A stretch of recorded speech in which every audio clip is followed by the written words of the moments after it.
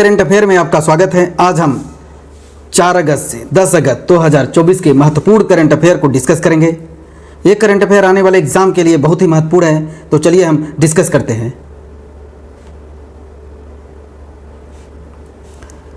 First है, अमन सहरावत ने Paris Olympic में पुरुषों की 57 किलोग्राम फ्रीस्टाइल स्पर्धा में कांस्य पदक जीता है।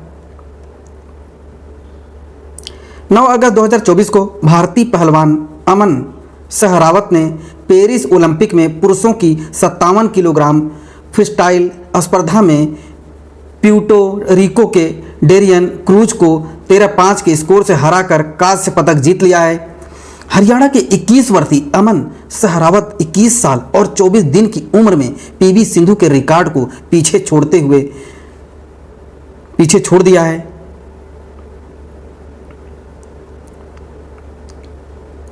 नेक्स्ट है, आर्थिक मामलों की कैबिनेट समिति ने रेल मंत्रालय की 8 परियोजनाओं को मंजूरी दे दी है। प्रधानमंत्री नरेंद्र मोदी की अध्यक्षता में 9 अगस्त 2024 को आर्थिक मामलों की कैबिनेट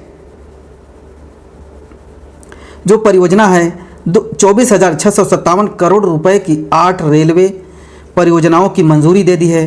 परियोजनाओं में 7 राज्यों उड़ीसा, महाराष्ट्र, आंध्र प्रदेश, झारखंड, बिहार, तेलंगाना और पश्चिम बंगाल के 14 जिलों को लाभ होगा। प्रमुख जो परियोजनाओं में शामिल है, संसद के दोनों सदन 9 अगस्त 2024 को अनिश्चितकाल के लिए स्थगित कर दिया गया। 9 अगस्त 2024 को संसद के दोनों सदनों को अनिश्चितकाल के लिए स्थगित कर दिया गया, जिसमें 22 जुलाई को शुरू हुआ बजट सत्र समाप्त हो गया। सत्र के दौरान 12 सरकारी विधेयक पेश किए गए, जिनमें से 4 लोकसभा में पारित हो गए। निचले सदन में वित्त विधेयक, विनियोग विधेयक, जम्मू कश्मीर विधेयक है। नेक्स्ट है, हर घर तिरंगा अभियान 9 अगस्त से 15 अगस्त तक ये चला है। हर घर तिरंगा अभियान 9 अगस्त से 15 अगस्त 2024 तक निर्धारित किया गया था, जिसका उद्देश्य नागरिकों में देशभक्ति को मजबूत करना है। और संस्कृति और पर्यटन मंत्री जो गजेंद्र सिंह शेखावत ने नागरिकों से अपने घरों पर राष्ट्रीय ध्वज फहराने और अभियान की वेबसाइट पर ध्वज के साथ सेल्फी साझा करने का आग्रह किया है।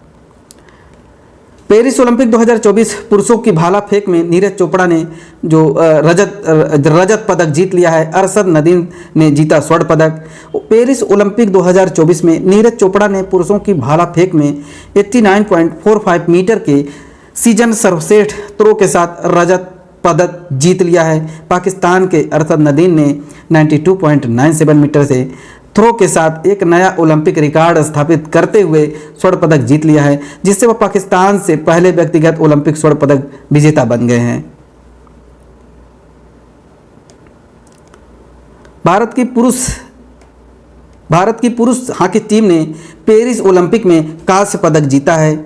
भारत की जो पुरुष हॉकी टीम ने कप्तान हरमनप्रीत सिंह के 2 गोल की मदद से स्पेन पर 2-1 की रोमांचक जीत के साथ पेरिस ओलंपिक में कांस्य पदक जीत लिया है। नेक्स्ट है, नोबेल शांति पुरस्कार विजेता अर्थशास्त्री मोहम्मद यूनुस ने बांग्लादेश की कार्यवाहक सरकार के प्रमुख के रूप में शपथ ली है। 8 अगस्त 2024 को हिंसक विरोध प्रदर्शन के बीच प्रधानमंत्री शेख हसीना के इस्तीफा देने के बाद नोबेल शांति पुरस्कार विजेता अर्थशास्त्री मोहम्मद यूनुस ने बांग्लादेश की कार्यवाहक सरकार के प्रमुख के रूप में शपथ ली है। 28 जून 1940 को जन्मे श्री मोहम्मद यूनुस बांग्लादेशी उद्यमी, बैंकर और अर्थशास्त्री हैं।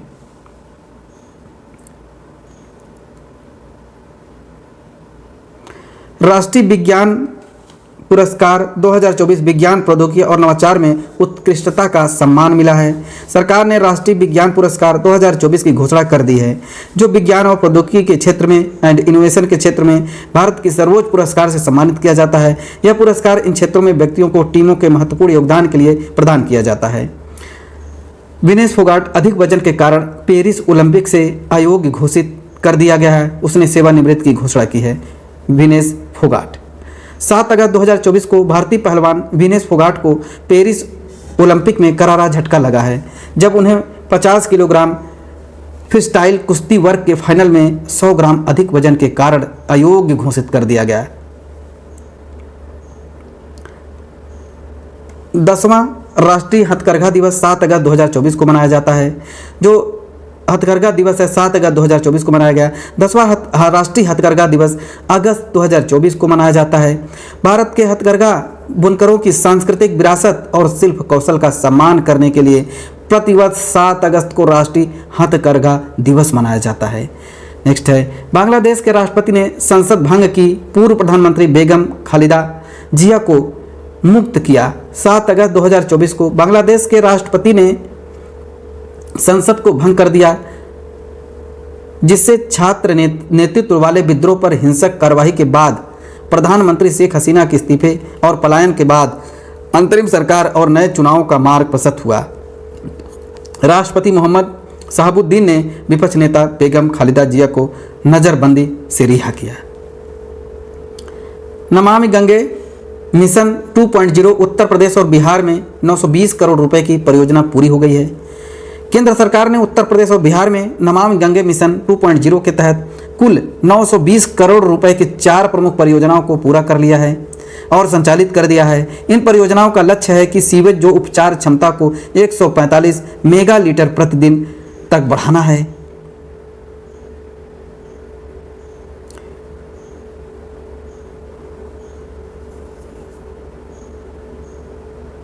विनेश फोगाट महिलाओं की फ्रीस्टाइल 50 किलोग्राम के ओलंपिक फाइनल में पहुंच चुकी हैं। विनेश फोगाट ने 6 अगस्त 2024 को ओलंपिक फाइनल में पहुंचने वाली पहली भारतीय महिला पहलवान बनकर इतिहास रच दिया है। उन्होंने महिलाओं की फ्रीस्टाइल 50 किलोग्राम सेमीफाइनल में क्यूबा की यूसनेलिस गुज़मैन लोपेस पर 5-0 की शानदार जीत के बाद यह उपलब्धि हासिल की है।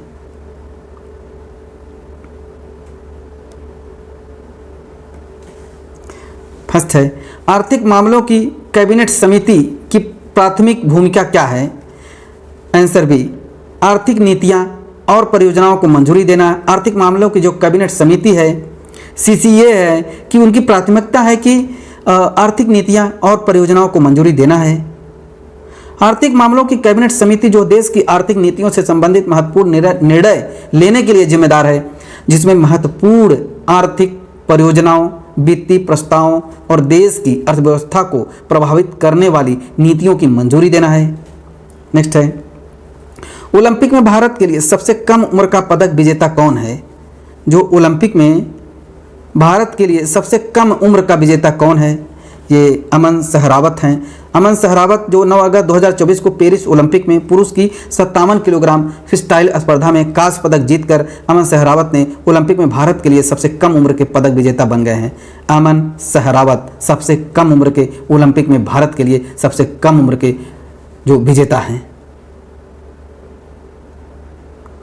नेक्स्ट है, संसदीय सत्र के संदर्भों में अनिश्चित काल का शब्द का क्या अर्थ है? जो अनिश्चित काल है उस शब्द का क्या अर्थ है? आंसर ए, बहाली के लिए भविष्य की तारीख निर्धारित किए बिना। बहाली के लिए भविष्य की तारीख निर्धारित किए बिना। स्पष्टीकरण यह है कि साइन डाई एक लैटिन शब्द है जिसका अर्थ है बिना एक दिन के। संसदीय सत्रों के संदर्भ में यह अगली बैठक के लिए कोई विशिष्ट तारीख बताए बिना एक सत्र के स्थगन को संदर्भित करता है।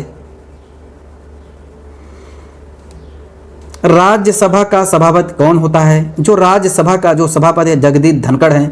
राज्यसभा का सभापति भारत का उपराष्ट्रपति होता है।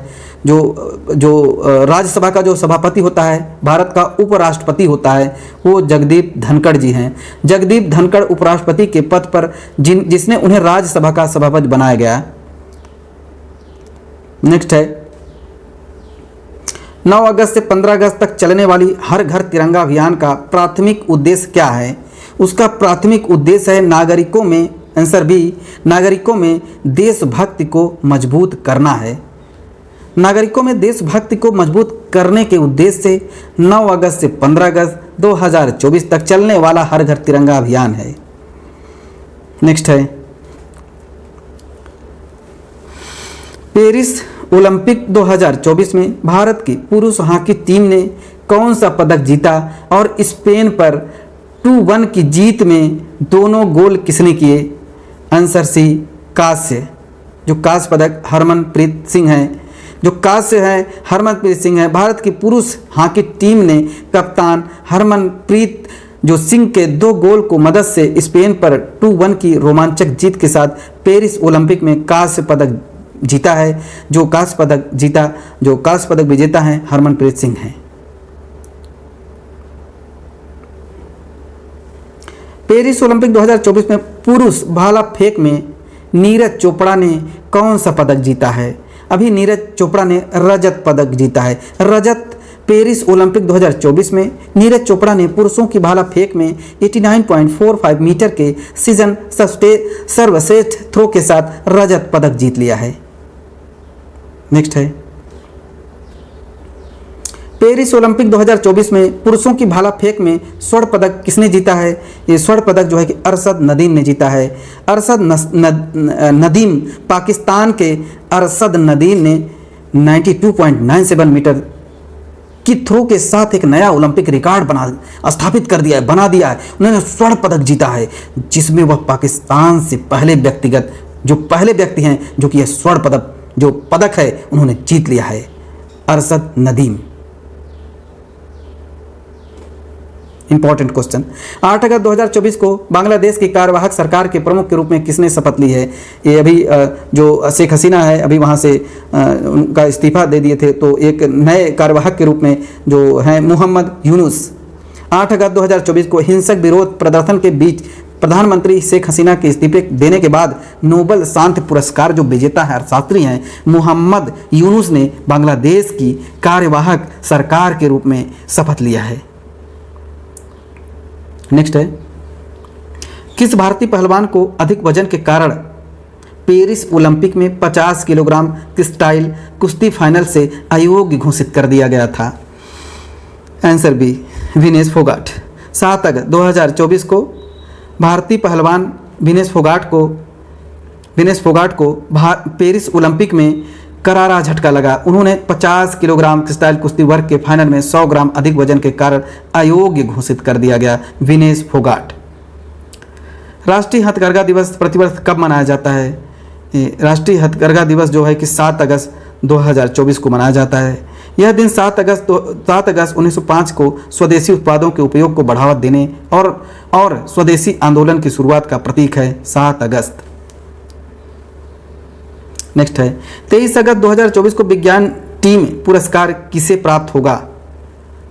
जो विज्ञान टीम पुरस्कार है इसरो चंद्रयान 3 टीम को प्राप्त होगा। बी, इसरो चंद्रयान 3 टीम को प्राप्त होगा। इसरो जो चंद्रयान 3 है जो उनका अंतरिक्ष विज्ञान में उनके काम के लिए विज्ञान टीम पुरस्कार मिलेगा। नेक्स्ट है, प्रोफेसर जी पद्मनाभन को किस क्षेत्र में उनकी जीवन भर की उपलब्धियों के लिए विज्ञान रत्न पुरस्कार मिलेगा? पद्मनाभन ये जैविक विज्ञान भारतीय विज्ञान संस्थान के पूर्व निदेशक प्रोफेसर जो IIT बेंगलोर के पूर्व निदेशक प्रोफेसर हैं जो पद्मनाभन को जैविक विज्ञान में उनकी जीवन भर की उपलब्धियों के लिए विज्ञान रत्न पुरस्कार से सम्मानित किया जाएगा। नेक्स्ट है, बांग्लादेश के राष्ट्रपति ने 7 अगस्त 2024 को संसद भंग होने के बाद पूर्व प्रधानमंत्री को नज़रबंदी से मुक्त कर दिया गया। बेगम खालिदा जिया। 7 अगस्त 2024 को बांग्लादेश के राष्ट्रपति ने संसद भंग कर दी और विपक्षी नेता बेगम खालिदा जिया को नज़रबंदी से रिहा कर दिया गया। जो अभी उसके विपक्षी के नेता जो हैं कि बेगम खालिदा जिया हैं। नेक्स्ट है, नमामि गंगे मिशन का प्राथमिक जो लक्ष्य है वो क्या है? जो नमामि गंगे मिशन का जो प्राथमिक लक्ष्य है वो जो है कि गंगा नदी का कायाकल्प और संरक्षण करना। और जो नमामि गंगे मिशन का उद्देश्य यह होता है कि भावी पीढ़ियों के लिए गंगा नदी का कायाकल्प और संरक्षण करना। नेक्स्ट है, 6 अगस्त 2024 को ओलंपिक फाइनल में पहुंचने वाली पहली भारतीय महिला पहलवान कौन बनी है? विनेश फोगाट बनी है। विनेश फोगाट 6 अगस्त 2024 को ओलंपिक फाइनल में पहुंची हैं। उन्होंने महिलाओं की फ्रीस्टाइल 50 किलोग्राम सेमीफाइनल में क्यूबा की यूसेनेलिस को गुज़मैन लोपेज पर 5-0 से जीत के बाद यह उपलब्धि हासिल की है।